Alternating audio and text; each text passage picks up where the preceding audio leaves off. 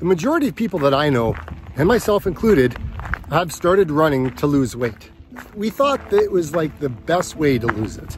And while it does work, there are some nuances with it. And there's problems. There's things that you need to know and to understand.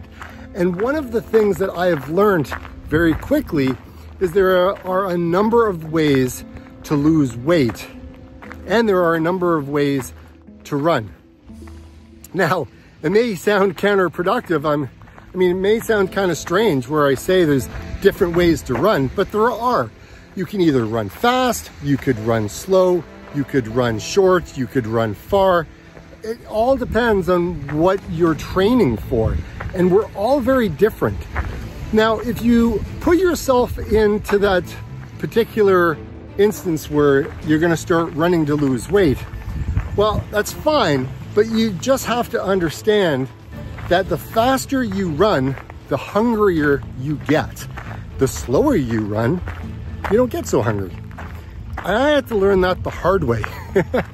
But over the years, I've realized that running using the Maffetone method and using Zone 2 has been very beneficial for me to drop the weight.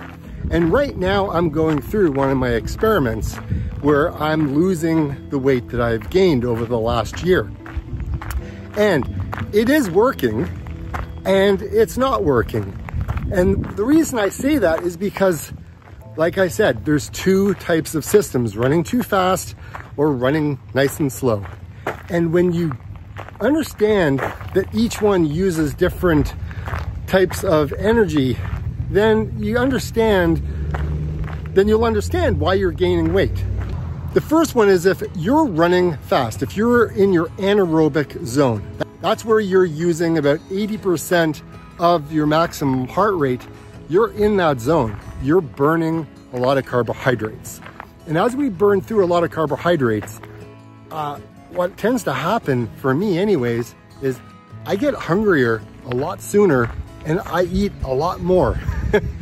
And if you want to lose weight, that's not a good thing.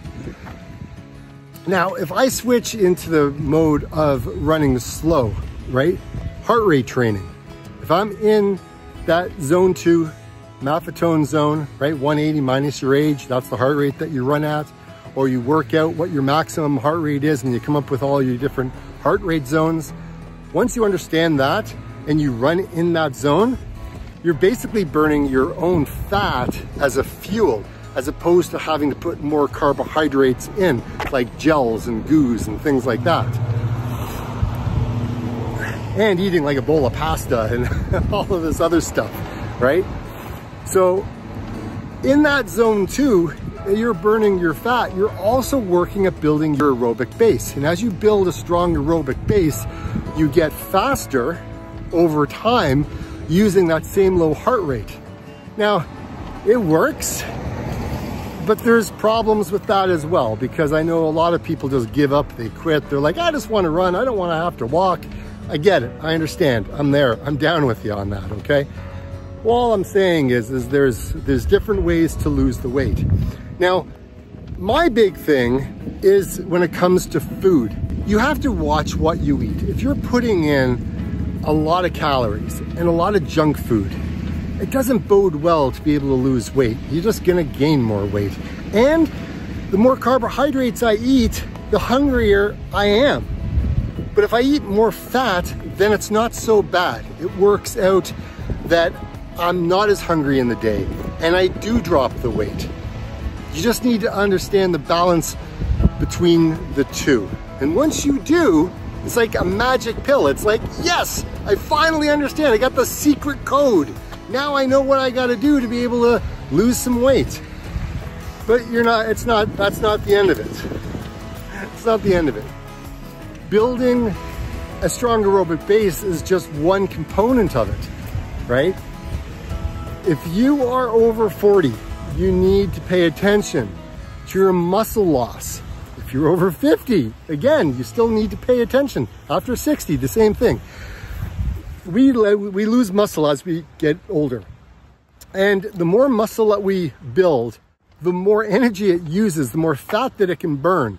And I've seen guys lose so much weight just by working out in the gym, and they don't run, right? Running is not the key to losing weight, right? Building a strong aerobic base is great for the heart. It's also great for the muscles and legs, and like it's good for you. It's good for your mental health as well. Yes, it does help burn more calories, but you got to watch and understand what calories is it burning.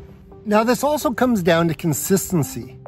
So if you're running a couple of days a week, you're probably not going to see any difference with regards to weight loss.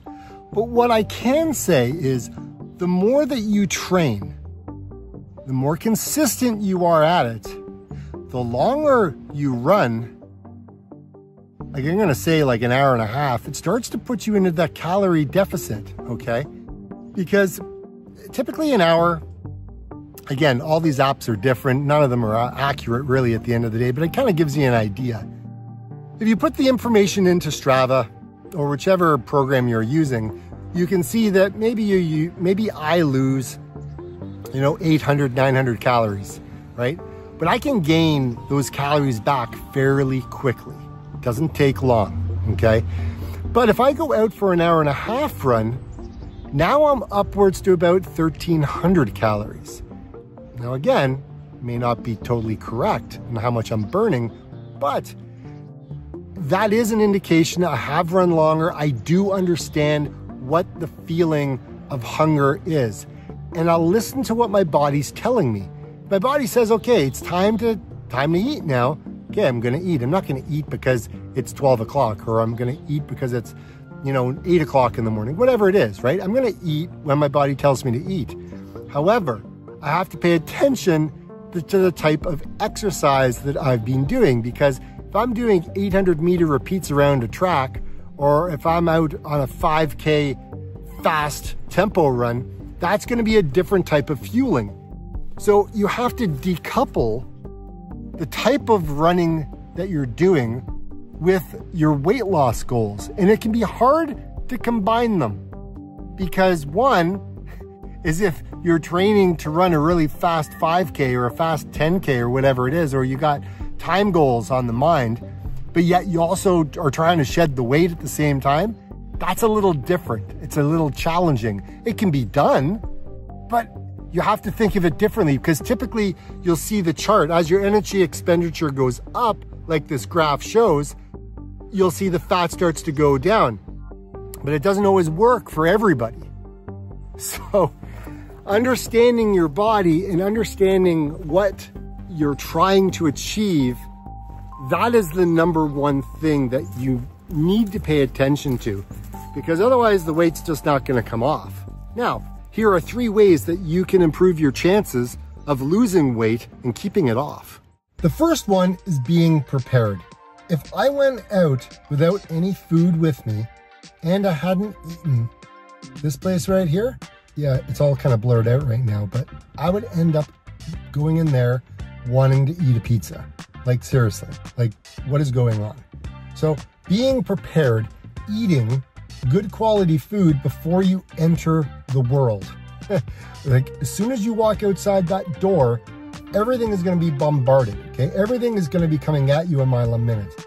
And it's all going to be wanting your attention, your taste buds, everything. So for me, the biggest thing is being prepared before I step out into society. So yeah, like every day I come out, I have this different experience each and every time I'm doing something. And all I'm trying to do is kind of eat good quality food. And at the end of the day, that's up to me. It's all on how I choose to operate my life and doing my best to curb the cravings, because man, I tell you, I could kill a pizza right now. The other big thing for me to make sure that I kind of stay on track and not start eating all the crap that I know I shouldn't eat is just staying hydrated. I mean, I take a lot of water with me, but I also have like club soda, right? Just sparkling water basically is what it is. And it gives me like, it makes me feel like I'm having a pop, but I'm not. Like it's just carbonated water is what it is. So this helps throughout the day. It also allows me to, when I'm meeting up with people, I feel like I'm kind of inclusive because, you know, sometimes they're drinking a pop and I'm just drinking water with bubbles. Kind of helps.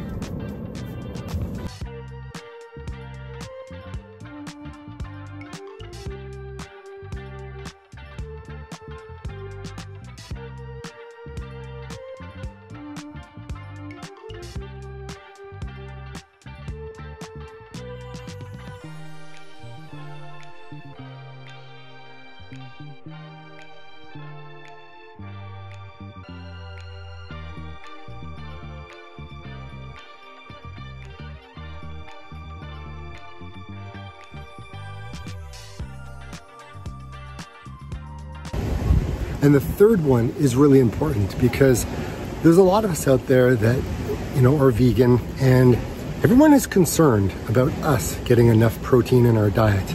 Now, I know protein is important, and I know that protein can help satisfy, satiate our hunger, and that works really well for me. This may be a game changer for you, but if you struggle in the evenings to not eat, right? Don't snack, keep your hands out of the cookie jar, whatever it is. All the processed food and candy and everything else that you've brought home when you've gone grocery shopping is in the pantry. It's in the drawers, it's in the kitchen, it's in the fridge, or it's in the freezer and ice cream. But if you go to bed early, before you start thinking, oh, I should get something to snack on or whatever. If you went to bed, if you brushed your teeth, and went upstairs to your bedroom, and if you lied down there, and if you wanted to read a book or scroll on Instagram or watch YouTube videos, whatever it is, if you hang out there and don't go back downstairs or don't leave that room, you are significantly more likely to keep your hands out of the cookie jar. But as soon as you go downstairs, as soon as you leave that room, it's game on. It's over. This one may help you just a little bit. If you try fasting, right? So if you go 16 hours without eating or 18 hours without eating, and you stick with all the other tips that I've talked about today, you are more likely to be in a healthier position than you would otherwise. I've been there, I've gone down that road, and a lot of people go, what do you mean fasting? I can't eat? When you're asleep, you don't eat. So your body uses its own resources that we have on our body to live, to sustain. We're asleep.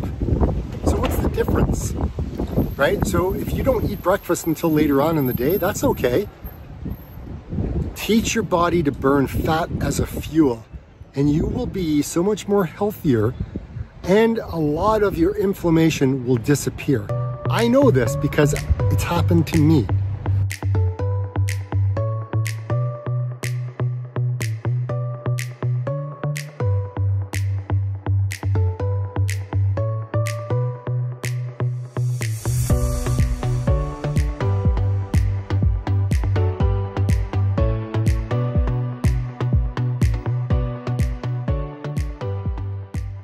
In August, I decided to cut out sugar once again out of my lifestyle. And there was a few people who said I couldn't do it. And I know what it's like to go down this road, yo-yoing back and forth all the time. And seeing comments like that, it's kind of like a gut punch. But it's okay, I'm in the ring. I'm in the ring fighting for me. And I use that as motivation to get me to do the things I do.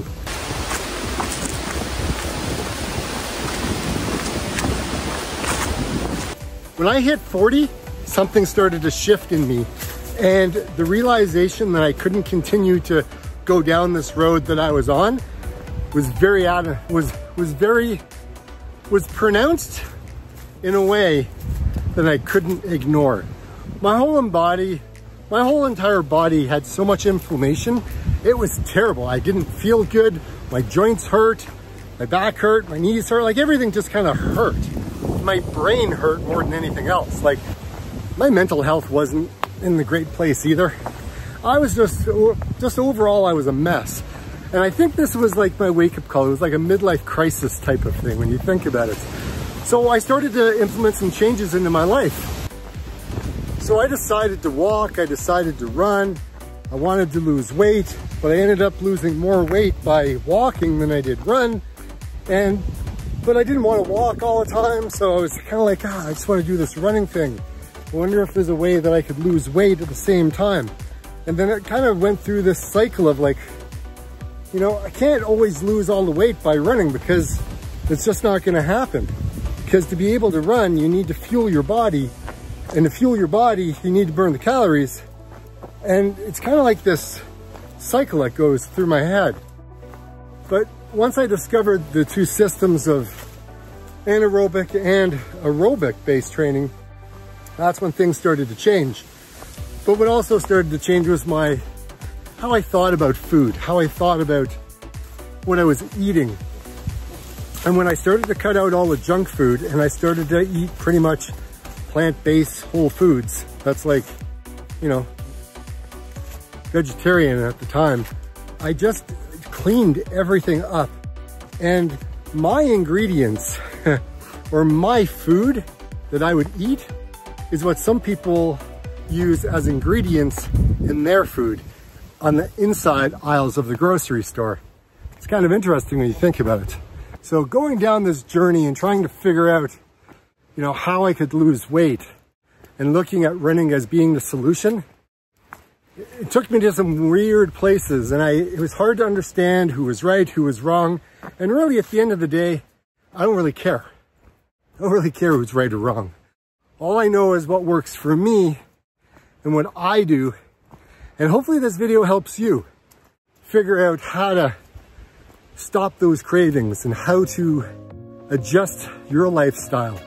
And ask yourself the very, very big question that I asked myself a number of years ago. If you didn't make any changes at all, in 5 years from now, are you going to be happy with who you are? Like I always say, get out and run.